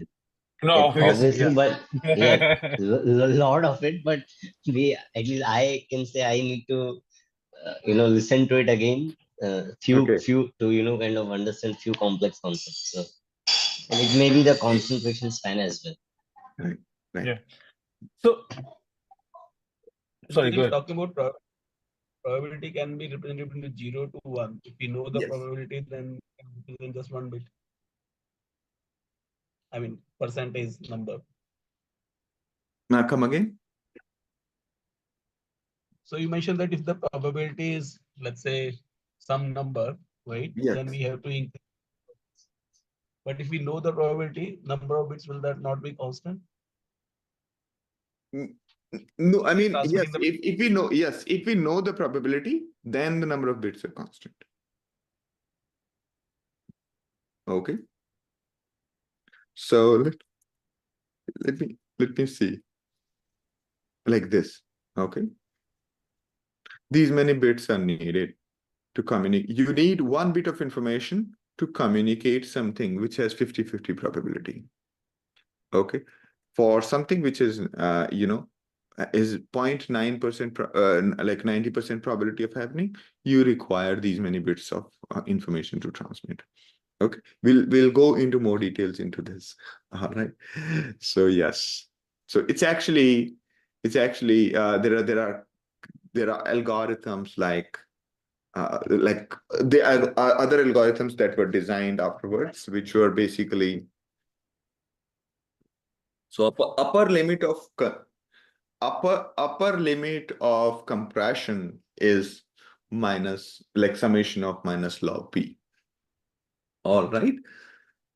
So yes, and similar philosophy is used at many places where if things are obvious and things are just being communicated, represent them by small number of bits, okay, which means it'll consume less amount of space and so on. Okay, and yeah, coming back to the point is that if right, I want to make sure that I utilize everybody's time in this class, and since I shared that story already, that Claude Shannon story, that means the entropy, the net, the information conveyed was very small because it has already been communicated to you. Therefore, you know it already. Therefore, there was no need of transmitting that information again. And hence, the number of bits required in that case is 0. Okay. Coming back to what we are doing, we just utilized the solving equations to do the predictions. Okay.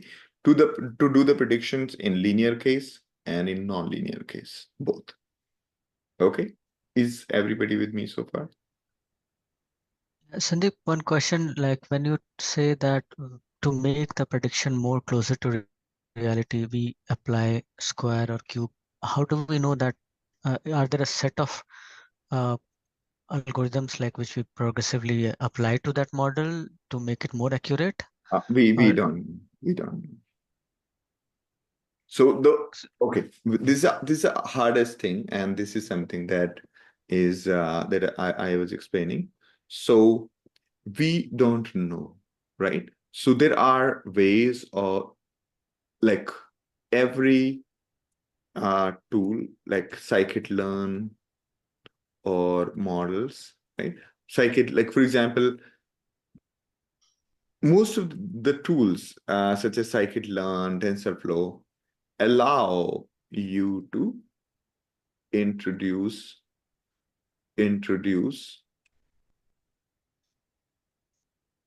square, cube, and so on. Like here I introduce a square term, right?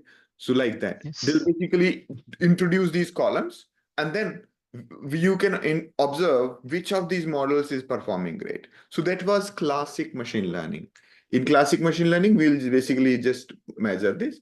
In case of neural network can figure out really complex relationship, whether it's linear, square, cube, sine of theta or cosine of theta, log of theta. It can figure out that. The neural network can figure out that. Okay. So that's why entire movement of today's world has moved to neural network, because instead of you trying to figure out whether the relationship is linear or non-linear, let the machine figure it out. Okay. Let the machine figure it out. So, and it has turned out to be successful. Transformers, the new research, they are all focused towards let the system figure out all kind of complex relationships rather than you trying to figure it out. Okay. So the entire research that you hear, right, it's essentially about that. Okay. Neural network can sort of figure it out for most of the scenarios, and people have been working on to make it such that it can figure out all kind of complex relationship. Okay. So that you don't have to try out. Yeah, small question here. So instead of mathematical problems, if we go for building an AI model for a general problem, like at a geographical location, on particular day, what is the sunrise time? Those kind of things also, you're saying neural networks, if we feed some data, it would come up with a formula? Almost everything is kind of a mathematical calculation, right? Yes. So it'll basically, even the classic machine learning model can figure it out, most of them. Okay. Okay. And other way to look at it is this, that if let's say your data was like the quadratic one, okay? Let's say your data was on this curve. Okay. Your data was like this. Okay. And it was expecting you to draw the curve, but you did not draw the curve. Instead, you drew a straight line. So this straight line will also have some amount of accuracy. It will have some amount of accuracy. It won't be completely useless. Okay. Just that this one will have really good accuracy as compared to the straight line. Okay. So the idea is to approximate what is there. An idea is to predict a value of y given x. Whether internally a model, let's say this is your data point, you knew that you generated the data like this, right? Internally, it could basically try to figure out, okay, this is one group of data, this is one group of data, and it tries to compute the average and so on. And it does all kinds of things. So, I mean, the strategy of a model could be very different from what we have been trying to do in past. It'll be completely different. It could be completely different. Okay. So, yeah, but at the end of it, the purpose is we want to get the outcome. We want to predict the next value, right? We want to predict given the past. All right. And that's the holy grail of the entire of the AI, machine learning, and entire data science and human sciences. Okay. People have been like, what does a scientist do? They look at, let's say, let's say a doctor is trying to figure out whether you will live or die. Okay. Right. So he's looking at the attributes and trying to look at it. Now, based on their knowledge, they have figured out one way of measuring the person is by measuring their body temperature. Okay. And body temperature, or, right, there could be other like blood pressure instead of looking at other things. So basically, all of the human sciences is either trying to extract those variables to represent the entire data set, or coming up with a correlation upfront saying that we know that this is square, this is cube, so we can use it like this. Okay. I hope I made sense. No? Got it, yeah. Okay. Perfect. All right. Wonderful. Wonderful. And that's about it. Okay. What happened here? How come? Okay. How do you think you got unpinned or something? All right. Never mind. I'll just share my screen. Do you guys share my see my screen? Okay. All right. So, all right. I would want everybody to at least code this one. Okay. And yeah. Now, one thing I wanted to cover today was the sorting algorithms. And but have anybody tried to do the sorting algorithm so far? No. No. Okay. No. Okay. All right. All right. I mean, I did it like obviously in my college and masters. Okay. Okay. I think Prashant did it. Go ahead.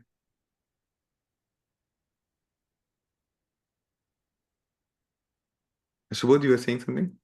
No, I think somebody said that they did it. Okay. My mic isn't working. Okay. Prashant. Okay. Okay. Now, right. One question I want to leave you, leave everybody with, right? Just come up with your own method of predicting the next value. Okay.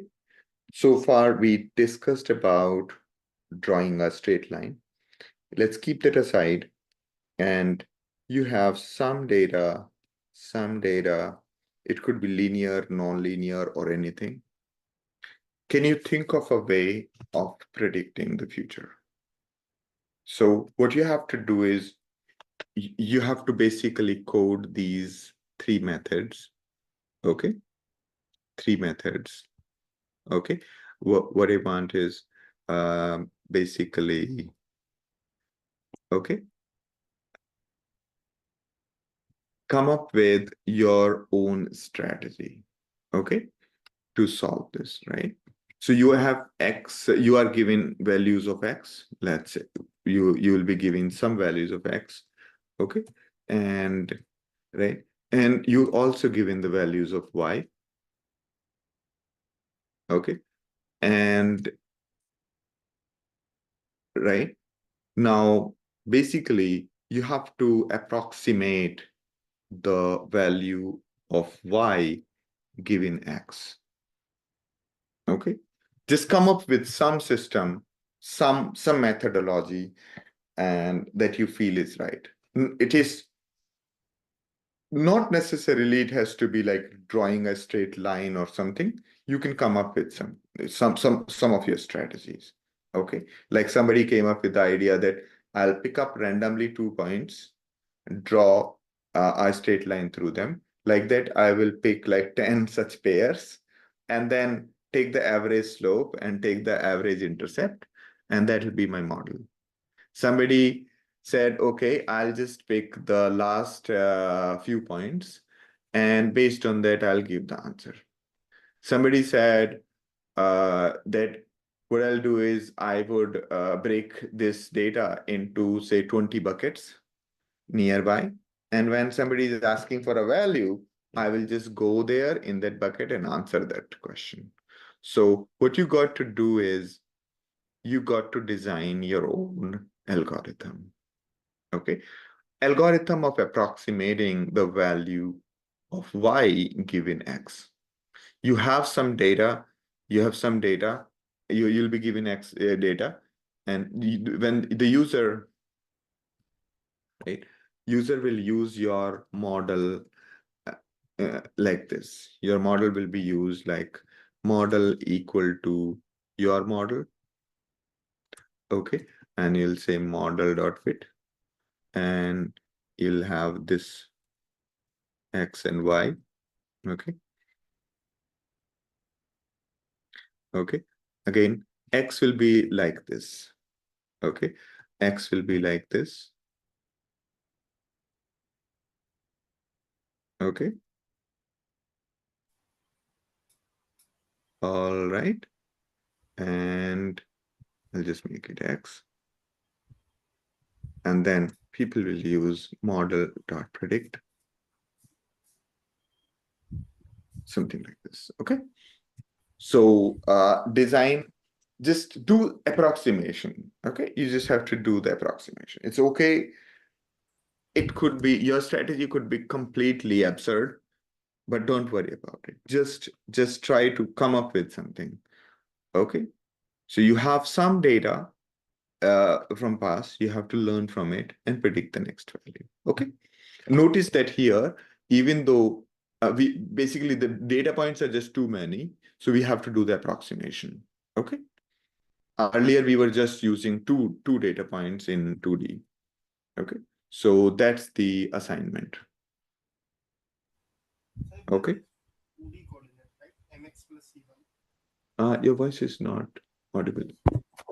Yeah, this coordinate only for the mx plus c, right? Equation for that. No. So here the problem statement is little different. Earlier, what we were doing is we have, in this case, we only had 2 data points. We had only, let's say, 2 data points, and then we were drawing through them. But now we have many data points, right? We have many data points. Okay. We have many data points.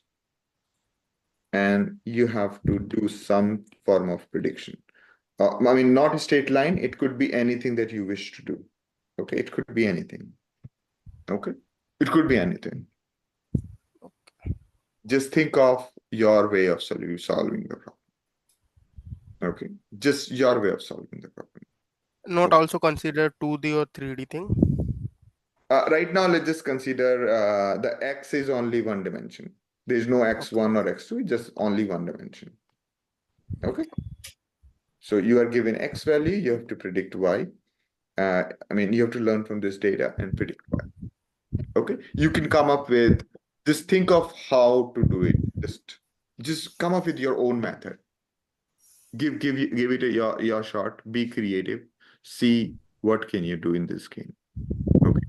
I mean, think about what are the ways, if you do it in real life, if somebody told you that this is what has happened in past and I want to predict the future, how would you go about doing it? Okay. and give it a shot. Just be creative, just be free. There is no right or wrong answer for this. Okay. The right and wrong is only measured from the accuracy perspective. Okay. The right and wrong is only measured from accuracy perspective. You can think of this data as, let's say, 200 points. Okay. So you're given 200 data points. Okay. 200 points, X and Y. Okay. And you have to figure out a model such that given X, we can predict Y. Is the question clear to all? Right now, we were using only 2 points to predict. Now we have 200 points. And the relationship, the data could be anything. So think of it and think of all kinds of ways that you can come up with. Okay. Think of, let's say, at least 1 or 2 strategies and be creative. There's nothing wrong. Okay. There's no shame in coming up with completely absurd idea. The only thing that is the only bad answer for this question is I did not try. Okay. Or right. That's the only bad answer. Okay. Any answer that you come up with is a good answer. Okay. So be free. I want everybody to come up with this. Is the problem clear to everybody, or is there a doubt in this?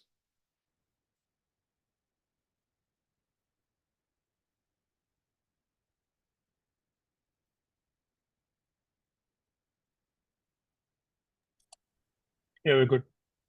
Good. All right. I'll see you next week and we'll continue from here. We will start with sorting algorithms and basics of data structures. And once we're done with that, then we will start with regular expressions.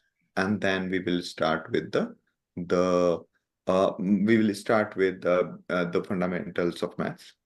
We'll continue the maths from here, wherever we dropped. Okay. We'll continue the maths from here. We are moving to the data structures. And but yeah, I'm leaving with you this particular problem. We will assume this problem again. Okay. And yeah. So generate X and Y data in using some equation. Maybe you can just, let's say here, you could say Y equals to X plus some random value. Okay. Like what I could do is for I in range 100, that's my X. I can say X. This is X. And then I could say Y is something like X square plus X. And I could say 10 times X square and 40 times X and then random, and that's it. Okay.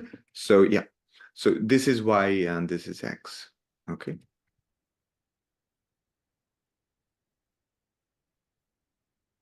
That's it. And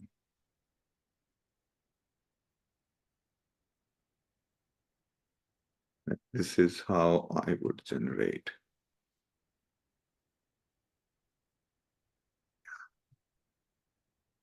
Just give me a moment.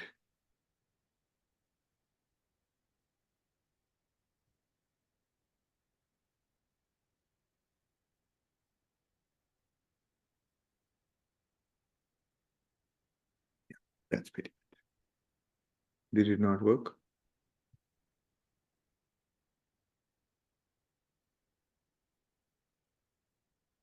What? Yeah. So I've just generated, say, data. This is my X. This is my Y. Okay. All right. I just generated this. So this is like my secret equation that I've created. You can create your own data like this using some equation and let your model figure out the relationship. Okay. And I've added a randomness into this. All right. Yeah. So my humble request to all is that do not underestimate your creativity. Give it your full shot. Okay. Just try what can be done to solve it. Okay. Just think of all the possible ways. And I think this is the most important part to do. Okay. All right. We'll carry on with the data, the sorting algorithms and the data structures in the next week. And then, yeah, I'll commit right away. Okay. Thank you, everyone. I'll be just committing the code before ending the session. Can you update the name? Yes, that's fine. I'm just committing this. All right.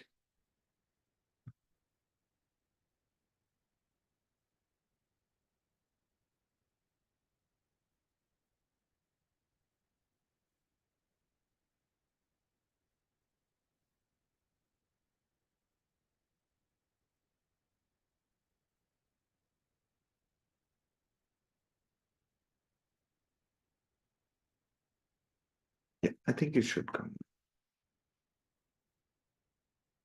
Yeah, done. Wonderful, wonderful. Thank you, everyone, for being awake in the class. Have a good day. Bye-bye. Thank you, Sandeep. Thank you, Sandeep. Thank you, sir.